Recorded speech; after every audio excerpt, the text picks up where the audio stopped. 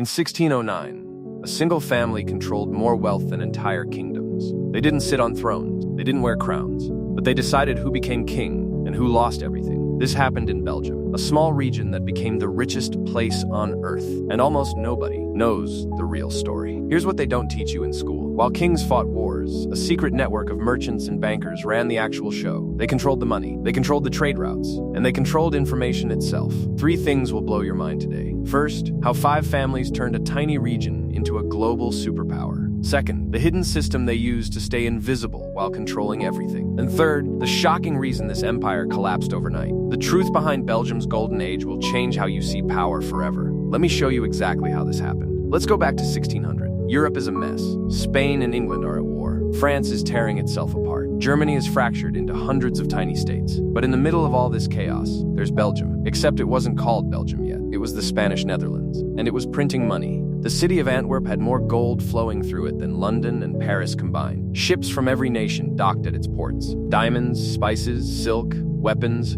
everything moved through Belgium. Here's the weird part. Belgium had no army, no navy, no natural resources. So how did it become so powerful? The answer is simple, but shocking. A handful of families figured out something nobody else understood. They realized that whoever controls the flow of money controls everything else. These weren't royals. They were merchants, bankers, traders. They had names like Fugger, Delafile, and De Vita. Most people have never heard of them, but here's what they did. They created the first modern financial system. They invented new ways to move money across borders. They built networks that touched every major city in Europe, and they did it all in secret. Why secret? Because the moment kings and queens realized how much power these families had, they'd try to take it. So these merchant princes stayed in the shadows. They let royalty have the glory. They kept the real power for themselves.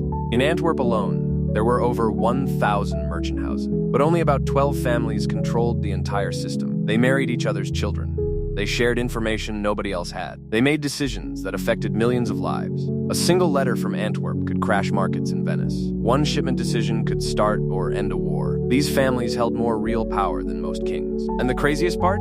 They built this empire without anyone noticing. Now here's where things get really interesting. The secret to their power was something called the information gap. Think about it. In 1600, news traveled at the speed of a horse. If something happened in England, it took days or weeks to reach Italy. But not for these families. They built the first private intelligence network in history. Here's how it worked. Every major merchant family had agents in every major city. London, Paris, Venice, Istanbul, even the New World. These weren't just businessmen. They were spies. They sent coded letters multiple times per week. They used private courier systems that were faster than any royal mail. When a king's messenger took 3 weeks to deliver news, these merchants had the same information in 8 days. Why does this matter? Because information is money. Let's say war breaks out between Spain and England. If you know about it 3 weeks before everyone else, you can buy up all the wool before prices spike.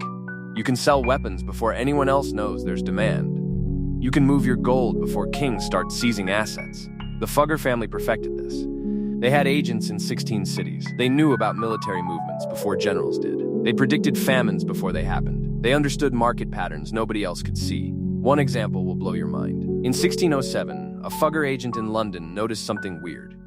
The English government was secretly buying massive amounts of grain. Most people would ignore this, but the Fuggers understood what it meant. England was preparing for war. The Fuggers immediately bought grain futures across Europe. They cornered the market. When war actually broke out 6 months later, grain prices exploded. The Fuggers made a fortune that would be worth billions today, and nobody knew they did it.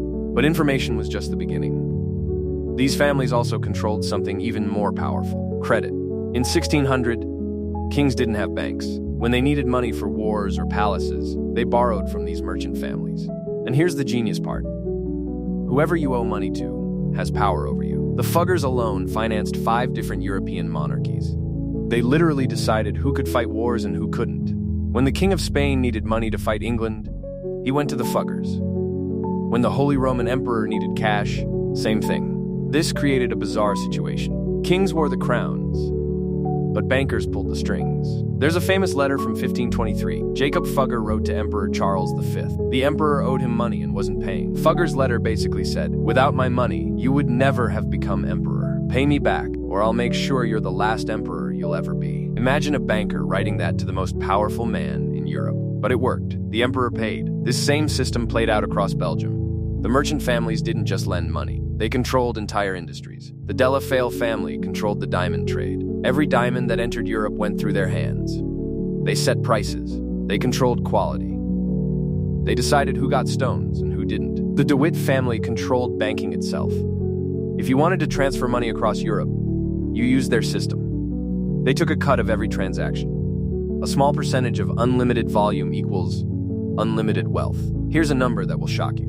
By 1608, Antwerp handled more financial transactions than the next 5 European cities combined, and 12 families controlled 80% of it. They became so rich they could buy anything, literally anything. One merchant family bought an entire forest just to hunt on weekends. Another built a private palace larger than the king's. They collected art, funded scientists, and lived like royalty, but they never called themselves royalty. They stayed merchants. Because the moment they tried to become nobles, they'd lose their real power. But if you think that's crazy, wait until you hear this. These families didn't just control money. They controlled something even more valuable, knowledge itself. See, in the 1600s, most people couldn't read.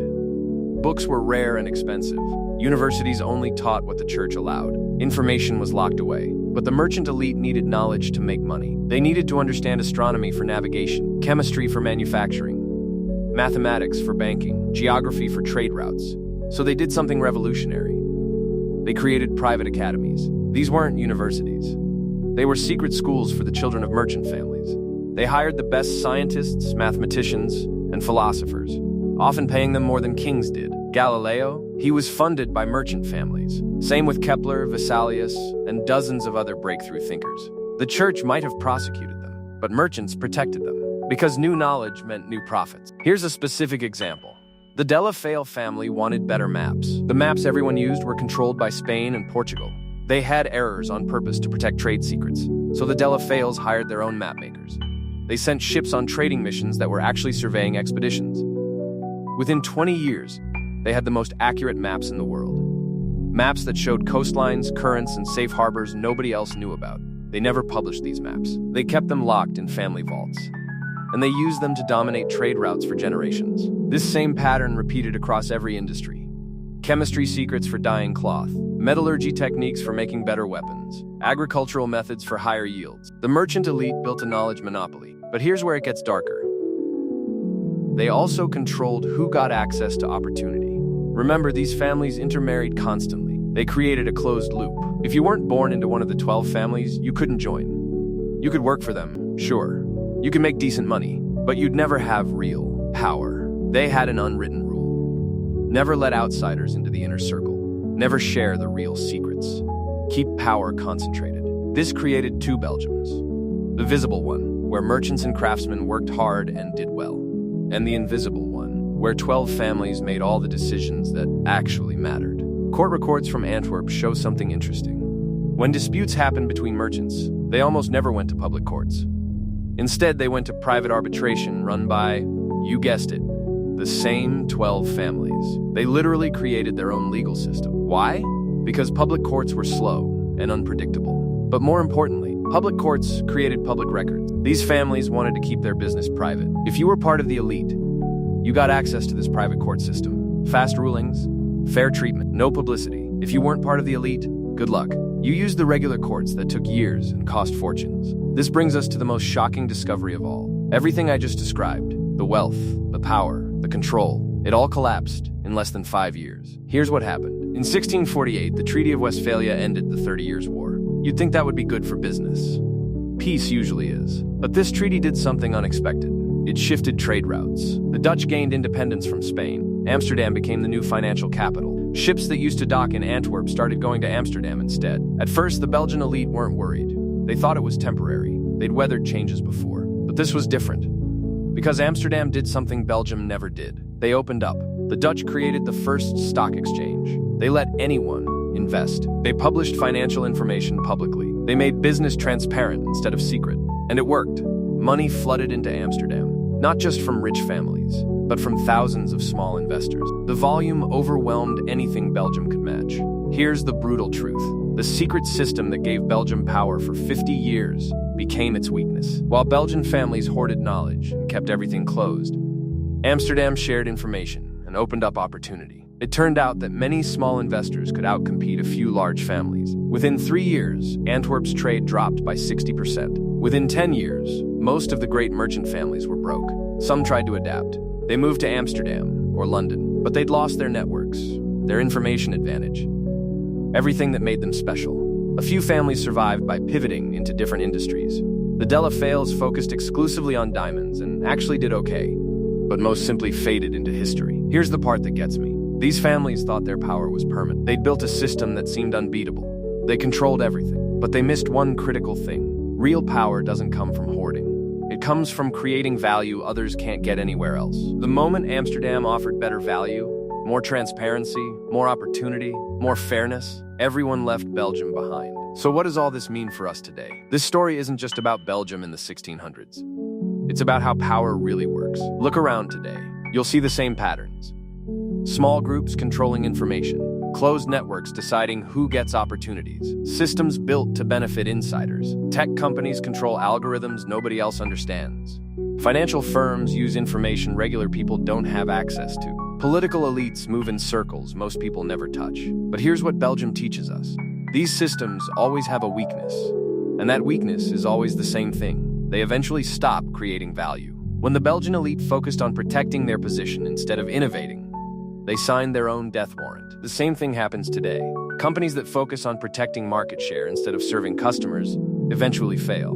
Leaders who focus on keeping power instead of solving problems eventually lose it. Systems that prioritize insiders over everyone else eventually collapse. History keeps repeating this lesson. The only question is whether we're smart enough to learn it. Here's what you can take from this personally. If you're building something, a business, a career, a community, don't fall into the Belgium trap. Don't mistake control for power. Don't confuse secrets for value. Don't think closing the door makes you stronger. The real winners are always the ones who create the most value for the most people. Amsterdam won because they offered better opportunities to more people. It's that simple. Before we wrap up, there's one final thing you need to know. Here's the twist nobody saw coming. Some of those Belgian merchant families still exist today. Not under the same names, not in the same industries, but their descendants are still wealthy, still influential. They learned the lesson. They adapted. The ones who survived realized something crucial. The world was changing from closed systems to open ones. So they stopped trying to control everything and started investing in everything instead. They became early venture capitalists. They funded new businesses, new technologies, new ideas. They stopped hoarding knowledge and started profiting from spreading it. And it worked. Some of the wealthiest families in Europe today trace their lineage back to those Belgian merchants. They just operate completely differently. This brings us full circle. The story of Belgium's hidden elite isn't about them failing. It's about them evolving. Power doesn't disappear. It just changes form. The families that understood this survived. The ones that didn't vanished. If this opened your eyes, you need to understand one more thing. This same transformation is happening right now.